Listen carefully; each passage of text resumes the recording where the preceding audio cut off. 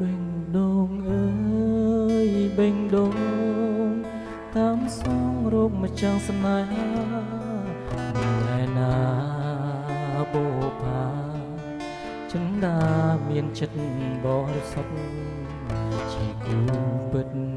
ជីវិតស្នេហ៍ស្និទ្ធរួមរិទ្ធមេត្រីជារាជនីប្រចាំរួមចិត្តសៀងវាចាប្រាំថាអូននេះសុំបាក់បេងដូងជាដំបងទទួលបរងដែលស្មោះភាំងក្តីចិនស្មោះចិត្តវងមិនបានអ្វីធ្វើជាសាស័យអូយស្រីថ្លៃជឿថាបងស្មង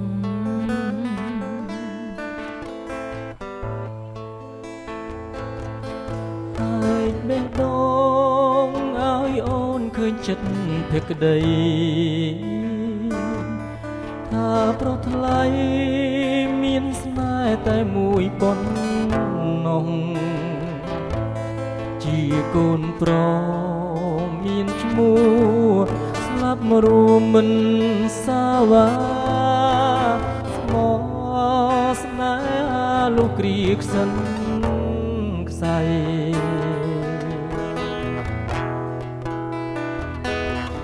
មិនចាំងស្នេហ៍អើ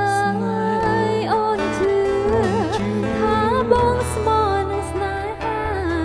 អូនប្រាថ្នាចិនដា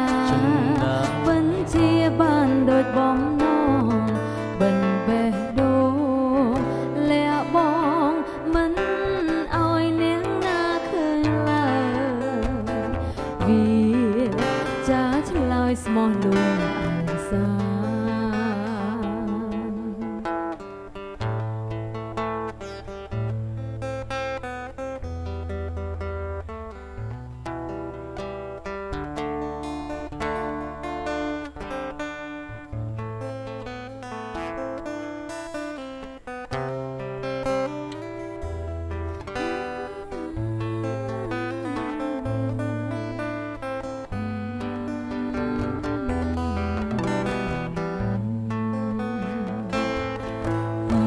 បេះដូ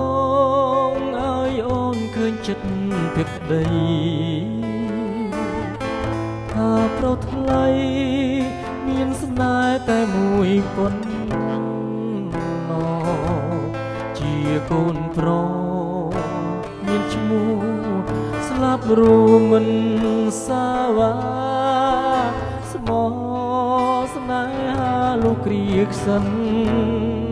ផ្សៃមិនចាំងស្នេហ៍អើយអូនជឿថាបងស្មោះនឹងស្នេហាអូនប្រាថ្នាចិនដាពិនជាបានដូចបំណងបិទបេះដូងលាក់បងមិនឲ្យអ្នកណាឃើញឡើយវាចាឆ្លើយស្មោះលងឲ្យសាបិទបេះដូងលាក់បងមិនឲ្យអ្នកណាឃើញឡើយវាចាឆ្លើយស្មោះល